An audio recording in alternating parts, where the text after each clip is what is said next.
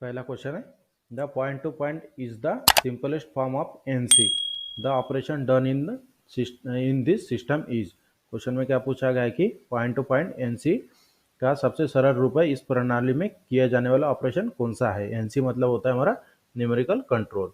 जिसके लिए पहला ऑप्शन है ड्रिलिंग, दूसरा ऑप्शन है बोरिंग, तीसरा ऑप्शन है स्ट्रेट लाइन मिलिंग और चौथा ऑप्शन है एनी ऑफ द एबो। तो क्वेश्चन में क्या पूछा गया था कि पॉइंट टू पॉइंट एनसी का सबसे सरल रूप है तो इस प्रणाली में किस किया जाने वाला ऑपरेशन कौन सा है। तो इसका सही आंसर है option number D any of the above. मतलब एनसी मशीन में सबसे ज़्यादा जो हमारा न्यूमेरिकल कंट्रोल मशीन है तो इसमें सबसे ज़्यादा ड्रिलिंग ऑपरेशन किया जाता है। जो सबसे सीएनसी मशीन के पहले जो लॉन्च हुआ था एनसी मतलब न्यूमेरिकल कंट्रोल, तो इसमें सबसे ज़्यादा ऑपरेशन कौन सा किया जाता था, drilling. Next question, A point-to-point control system is suitable only for one of the following application select it। तो क्वेश्चन में क्या पूछा गया कि एक point two point control system केवल निम्नलिखित अनुप्रयोगों में से एक के लिए उपयुक्त है। तो इसके लिए पहला ऑप्शन है मिलिंग प्रोफाइल, दूसरा ऑप्शन है टर्निंग, तीसरा ऑप्शन है ड्रिलिंग, चौथा ऑप्शन है ग्राइंडिंग। तो क्वेश्चन में क्या पूछा गया था कि एक point two point control system केवल निम्नलिखित एप्लीकेशनों के लिए उपयुक्त है। तो इसका सही आंसर है option number C drilling operation के लिए। Next question, which unit is the tool setting done on the NC machine. NC machine पर टूल सेटिंग किस यूनिट पर की जाती है, जो क्वेश्चन में पूछा गया है कि इसके लिए पहला ऑप्शन है on a special device away from the machine, दूसरा ऑप्शन है on machine itself while the other operation are being perform, तीसरा ऑप्शन है on the NC machine during idler time, या फिर चौथा ऑप्शन है ऑन द प्री सेटिंग। जो question में पूछा गया था कि एनसी मशीन टूल पर सेटिंग किस यूनिट पर की जाती है, तो इसका जो सही आंसर है option number D on the pre setting. मतलब जो प्री सेटिंग होता है उस प्री सेटिंग के ऊपर ही किया जाता है। Next question, which one of the following is not the advantage of CNC machine. CNC machine में कौन सी निम्नलिखित में से कौन सी सीएनसी मशीन का लाभ नहीं मतलब एडवांटेज नहीं है। तो इसके लिए पहला ऑप्शन है रेड्यूस इंस्पेक्शन टाइम, दूसरा ऑप्शन है रेड्यूस रोलिंग टाइम, तीसरा ऑप्शन है हाइयर इनिशियल कॉस्ट और चौथा ऑप्शन है हाइयर ऑफ प्रोडक्शन। तो क्वेश्चन में क्या पूछा गया था कि निम्नलिखित में से कौन सी सीएनसी मशीन का एडवांटेज नहीं है। तो इसका सही आंसर है option number C higher initial cost. Next question, CNC lathe machine have a built-in coordinate measuring system. The zero position on the coordinate system is called। CNC lathe मशीनों में एक कोऑर्डिनेट सिस्टम माप प्रणाली होती है। तो coordinate system पर शून्य स्थिति कहाँ होती है, जो क्वेश्चन में पूछा गया है। तो इसके लिए पहला ऑप्शन है रेफरेंस पॉइंट, दूसरा ऑप्शन है मशीन जीरो पॉइंट, तीसरा ऑप्शन है वर्क जीरो पॉइंट, चौथा ऑप्शन है प्रोग्राम जीरो पॉइंट। तो जो क्वेश्चन में पूछा गया था कि CNC lathe machine have a built in coordinate measuring system. CNC machine में मेजरिंग कोऑर्डिनेट सिस्टम होता है। तो इसमें जीरो पोजीशन कौन सा कोऑर्डिनेट सिस्टम में जो होता है इसे क्या कहा जाता है। तो इसका सही आंसर है option number B machine zero point. Next question, CNC lathe program and set to turn a diameter 50 millimeter, but on a trial run the diameter is found to be 50.01 mm, while which one of the following will ensure correct diameter during production। जो question में क्या पूछा गया कि एक CNC lathe programme किया जाता है और 50 मिलीमीटर के व्यास को चालू करने के लिए सेट किया जाता है, लेकिन परीक्षण चलाने पर व्यास मतलब डायमीटर 50.1 मिलीमीटर पाया जाता है। तो निम्नलिखित में से कौन सा उत्पादन के दौरान सही व्यास सुनिश्चित किया जाता है। तो इसके लिए पहला ऑप्शन है increase the tool offset by 0.1 mm, दूसरा ऑप्शन है decrease the tool offset by 0.1 mm, तीसरा ऑप्शन है increase the tool offset by 0.05 mm और चौथा ऑप्शन है decrease the tool offset by 0.05 mm। तो क्वेश्चन में क्या पूछा गया था कि सीएनसी मशीन में प्रोग्राम किया जाता है डायमीटर 50 मिलीमीटर के लिए, जब ट्रायल कट लिया जाता है तो उसका साइज आता है 50.1 mm। तो इस करेक्शन को सुधारने के लिए क्या किया जाता है। तो इसका जो सही आंसर है option number C increase the tool offset by 0.5 millimetre, मतलब टूल ऑफसेट को 0.5 मिलीमीटर तक बढ़ा देना चाहिए। Next question, CNC machine are not normally operated, they are controlled by means of. Question में क्या पूछा गया है कि सीएनसी मशीन सामान्य रूप से कंट्रोल नहीं होते हैं तो उन्हें रिक्त स्थान के माध्यम से नियंत्रित किया जाता है। तो इसके लिए पहला ऑप्शन है प्रोग्राम, दूसरा ऑप्शन है ऑपरेटर, तीसरा ऑप्शन है कैम, चौथा ऑप्शन है प्लग बोर्ड सिस्टम। तो क्वेश्चन में जो पूछा गया था कि सीएनसी मशीनें सामान्य रूप से संचालित नहीं होती है, उन्हें रिक्त स्थान के माध्यम से नियंत्रित किया जाता है। तो इसका जो सही आंसर है option number A program. Next question, which one of the following statement about programming the NC machine is correct. NC machine की प्रोग्रामिंग के बारे में निम्नलिखित में से कौन सा कथन सही है। तो इसके लिए पहला ऑप्शन है programming is only possible on central server. दूसरा ऑप्शन है programming can be entered on control panel and can be read from a tape. तीसरा ऑप्शन है modification of the program on the control panel is not possible. और चौथा option है entering the program is only possible directly on the control panel. तो जो question में पूछा गया था कि एनसी मशीन की प्रोग्रामिंग के बारे में निम्नलिखित में से कौन सा कथन सही नहीं है, तो इसका सही आंसर है option number B, programming can be entered on control panel and can be read from a tape. मतलब प्रोग्राम को कंट्रोल पैनल पर दर्ज किया जाता है और टेप की सहायता से मापा जाता है। Next question, which one of the following statement refer to countering control. जो क्वेश्चन में पूछा गया है कि निम्नलिखित में से कौन सा कथन काउंटरिंग नियंत्रण को संदर्भित करता है। तो इसके लिए पहला ऑप्शन है this system can provide feed control in 3 axis. दूसरा ऑप्शन है this system provide only 1 feed axis. तीसरा ऑप्शन है this system provide motion in 2 axis but not simultaneously. और चौथा ऑप्शन है this does not provide any feed axis.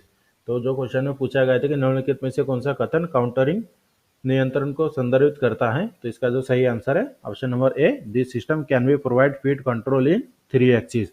मतलब यह प्रणाली 3 एक्सिस पर फीड नियंत्रित प्रदान कर सकती है। Next question, which one of the following statement refer to block structure. निम्नलिखित में से कौन सा कथन ब्लॉक संरचना को संदर्भित करता है। तो इसके लिए पहला ऑप्शन है it refer to the rule for writing program block. दूसरा ऑप्शन है it can be done by keyboard system on the CNC machine. तीसरा ऑप्शन है it is electrical control fix on CNC machine. चौथा option है the measuring system is calibrated for this point.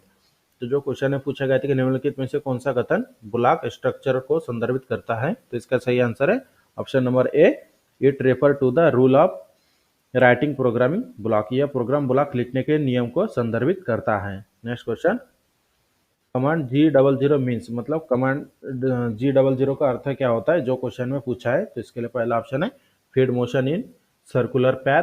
दूसरा option है rapid motion. तीसरा option है feed motion in straight line.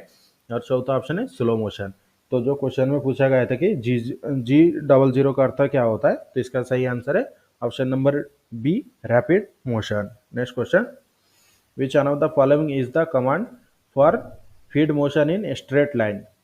Straight line में feed गति के लिए निम्नलिखित में से कौन सा कमांड दिया जाता है। तो इसके लिए पहला ऑप्शन है G00, दूसरा ऑप्शन है G01, तीसरा ऑप्शन है G02, चौथा ऑप्शन है नॉन ऑफ द अबव। तो जो क्वेश्चन में पूछा गया था कि स्ट्रेट लाइन में फीड की गति के लिए निम्नलिखित में से कौन सा कमांड दिया जाता है, तो इसका आंसर है option number B, G01। Next question, the spindle speed of a turret lathe have. Turret lathe की स्पिंडल की गति होती है। इसके लिए पहला ऑप्शन है same range as of a centre lathe of the same capacity. दूसरा ऑप्शन है higher range than that of centre lathe of the same capacity. तीसरा ऑप्शन है lower range than that of centre lathe of the same capacity. चौथा option है none of the above.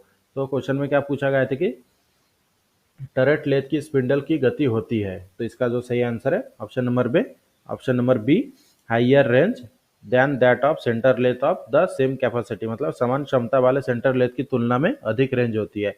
Next question, in a capstan और turret lathe the tailstock of the centre lathe is replaced by a. जो question में पूछा है कि capstan या turret lathe में सेंटर लेथ के टेलस्टॉक को किसके द्वारा प्रतिस्थापित किया जाता है, तो इसके लिए पहला ऑप्शन है इंडेक्सिंग हेड। दूसरा ऑप्शन है टूल हेड। तीसरा ऑप्शन है टरट हेड। चौथा ऑप्शन है बोरिंग हेड। तो क्वेश्चन में क्या पूछा गया था कि कैप्स्टन या फिर टरट लेथ में सेंटर लेथ के टेलस्टॉक को किसके द्वारा प्रतिस्थापित किया जाता है, तो इसका सही आंसर है option number C, turret head. Next question, which among the following is use to accommodate grooving tool. Grooving tool को समायोजित करने के लिए निम्नलिखित में से कौन सा उपयोग किया जाता है, किसका उपयोग किया जाता है। तो इसके लिए पहला ऑप्शन है ऑफसेट टूल होल्डर। दूसरा ऑप्शन है स्लाइड टूल होल्डर। तीसरा ऑप्शन है adjustable angle cutter tool holder. या फिर चौथा ऑप्शन है नी टूल होल्डर। तो क्वेश्चन में क्या पूछा गया था कि ग्रूविंग टूल को समायोजित करने के लिए निम्नलिखित में से किसका उपयोग किया जाता है, तो इसका सही आंसर है option number B, slide tool holder. Next question, which one of the following is use to control the size of length and diameter of the job. Job की लंबाई और व्यास के आकार को नियंत्रित करने के लिए निम्नलिखित में से किसका उपयोग किया जाता है? तो इसके लिए पहला ऑप्शन है ट्रिप्स, दूसरा ऑप्शन है स्टॉप रोल, तीसरा ऑप्शन है फोर पोजीशन शाफ्ट, चौथा ऑप्शन है नॉन ऑफ द एबो। तो क्वेश्चन में क्या पूछा गया था कि जॉब की लंबाई और व्यास के आकार को नियंत्रित करने के लिए निम्नलिखित में से किसका उपयोग किया जाता है? तो इसका आंसर है option number C, four position shaft. Next question, which one of the following is use to cut internal thread on capstan lathe. निम्नलिखित में से किसका उपयोग कैप्स्टन लेथ पर इंटरनल थ्रेड को काटने के लिए किया जाता है?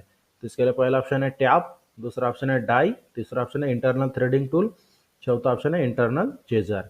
तो क्वेश्चन में क्या पूछा गया था कि निम्नलिखित में से किसका उपयोग कैप्स्टन लेथ पर इंटरनल थ्रेड को काटने के लिए किया जाता है? तो इसका आंसर है option number A, tap. Next question, stop and trips are provided on capstan and turret lathe for controlling the movement of the cutting tool on। जो क्वेश्चन में पूछा गया है कि काटने के उपकरण की गति को नियंत्रित करने के लिए कैप्स्टन और टरेट लेथ पर स्टॉप और ट्रिप्स प्रदान कहां पर किए जाते हैं? तो इसके लिए पहला ऑप्शन है क्रॉस स्लाइड, दूसरा ऑप्शन है टरेट हेड, तीसरा ऑप्शन है क्रॉस स्लाइड और टरेट हेड, चौथा ऑप्शन है नॉन ऑफ द अबव। तो जो क्वेश्चन में पूछा गया था कि कटिंग टूल की गति को नियंत्रित करने के लिए कैप्स्टन और टरेट लेथ पर स्टॉप और ट्रिप कहां पर प्रदान किए जाते हैं? तो इसका आंसर है option number C, cross slide और टरेट हेड पर। Next question, the shape of roller in the roller box turning tool is. Roller box turning tool में रोलर्स का आकार कैसा होता है? जो क्वेश्चन में पूछा है।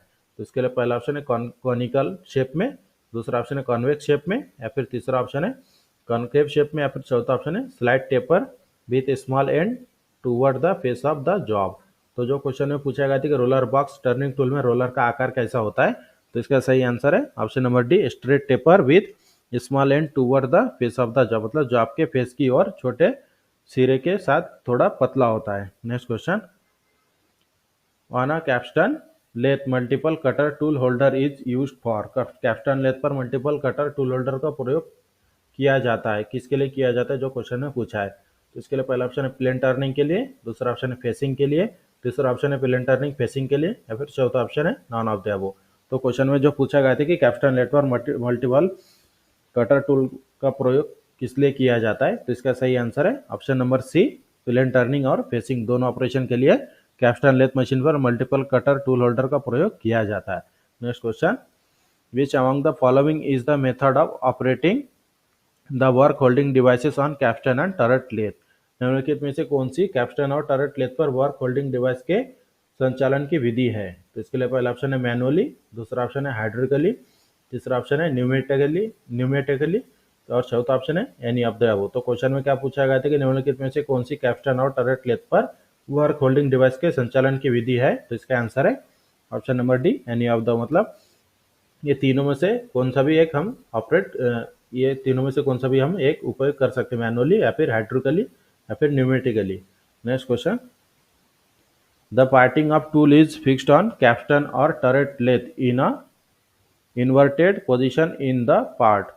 तो क्वेश्चन में क्या पूछा गया है कि पार्टिंग ऑफ टूल कैप्स्टन या फिर टरेट लेथ पर एक उल्टी स्थिति में तय किया जाता है। तो इसके लिए पहला ऑप्शन है tool post on cross slide, दूसरा ऑप्शन है tool post on the turret head, तीसरा ऑप्शन है रियल टूल पोस्ट 102 से 123 तक, या फिर चौथा ऑप्शन है नॉन ऑफ द अबव। तो क्वेश्चन में क्या पूछा गया था कि पार्ट ऑफ टूल मतलब पार्टिंग टूल कैप्स्टन या फिर टरेट लेथ पर एक कौन सी स्थिति में तय किया जाता है? तो इसका सही आंसर है option number C, real tool post 102 और 123 तक। Next question, which among the following is used for the bar work on capstan lathe. Capstan lathe पर बार वर्क के लिए निम्नलिखित में से किसका उपयोग किया जाता है? तो इसके लिए पहला ऑप्शन है फोर्जा चक, दूसरा ऑप्शन है एयर ऑपरेटेड चक, तीसरा ऑप्शन है फिक्चर, चौथा ऑप्शन है कॉलेट। तो जो क्वेश्चन में पूछा गया था कि कैप्स्टन लेथ पर बार वर्क के लिए निम्नलिखित में से किसका उपयोग किया जाता है, तो इसका आंसर है option number D, collet. Next question, the hexagonal turret in a saddle type turret in mountain directly on. Question में क्या पूछा गया कि एक सैडल एक सैडल प्रकार के टरेट में हेक्सागोनल टरेट को सीधे माउंट किया जाता है, मतलब किसके ऊपर माउंट किया जाता है जो क्वेश्चन में पूछा गया है। तो इसके लिए पहला ऑप्शन है रैम, दूसरा ऑप्शन है सैडल, तीसरा ऑप्शन है बेड और चौथा ऑप्शन है सब bed.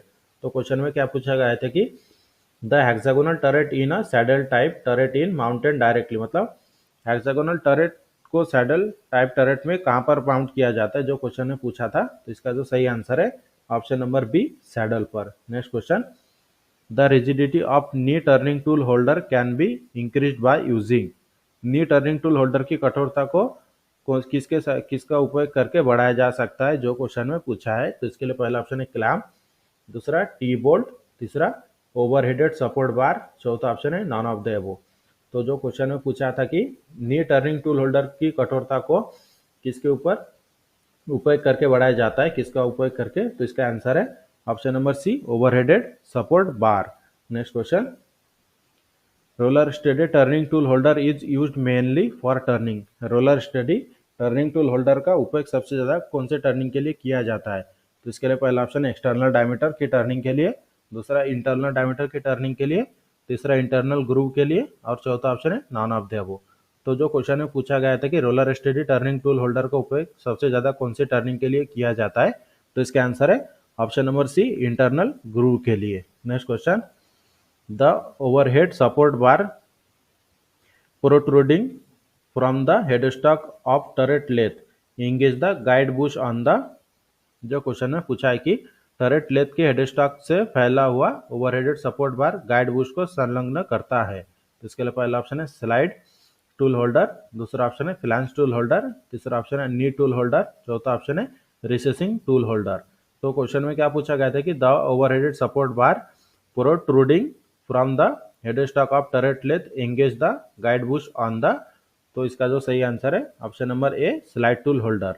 Next question, which question 28 number का क्वेश्चन है कि when knee tool holder is used on a turret lathe it. तो जब नी टूल होल्डर का उपयोग हम टरेट लेथ पर करते हैं तो किसके लिए करते हैं, यही क्वेश्चन है पूछा है। तो इसके लिए पहला ऑप्शन है नीड एडिशनल सपोर्ट के लिए, दूसरा ऑप्शन है नीड नो एडिशनल सपोर्ट के लिए, तीसरा ऑप्शन है नीड अ पिक्चर के लिए और चौथा ऑप्शन है none of the above.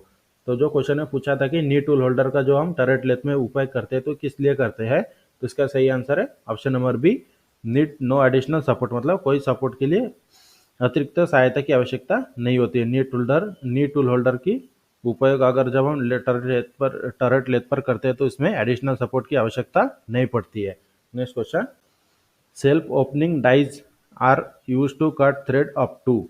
Self opening die का उपयोग कितने डायमीटर के थ्रेडिंग करने के लिए किया जाता है। तो इसके लिए पहला ऑप्शन है 25 मिलीमीटर, दूसरा ऑप्शन है 50 मिलीमीटर डायमीटर, तीसरा ऑप्शन है 100 मिलीमीटर डायमीटर और चौथा ऑप्शन है 150 millimetre diameter.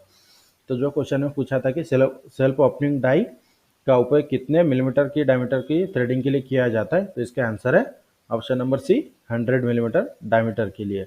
Next question, on a capstan lathe box turning tool is use to. Capstan lathe पर बॉक्स टर्निंग टूल का उपयोग किस लिए किया जाता है जो क्वेश्चन में पूछा है। तो इसके लिए पहला ऑप्शन है प्लेन टर्निंग के लिए, दूसरा ऑप्शन है अंडर कटिंग के लिए, तीसरा ऑप्शन है चैम्फरिंग द एज वर्क के लिए और चौथा ऑप्शन है provide support to the work when tool on cross slide are in operation. तो क्वेश्चन में क्या पूछा गया था कि कैप्स्टन लेथ पर बॉक्स टर्निंग टूल का उपयोग किस लिए किया जाता है। तो इसका सही आंसर है option number A, plain turning work के लिए। इस तरह से आज के क्लास में हमने आपको 30 क्वेश्चन सॉल्व करके दिया है और इसी तरह के डेली क्लास के लिए मेरे चैनल को सब्सक्राइब करके बेल आइकन को दबाएं ताकि मेरे वीडियो की नोटिफिकेशन आपको टाइम पर मिलता रहे। और इसी तरह की डेली क्लास हम आपको एग्जाम होने तक करवाएंगे। और वीडियो अच्छी लगे तो हमारे चैनल को सब्सक्राइब करें, शेयर करें और लाइक करें।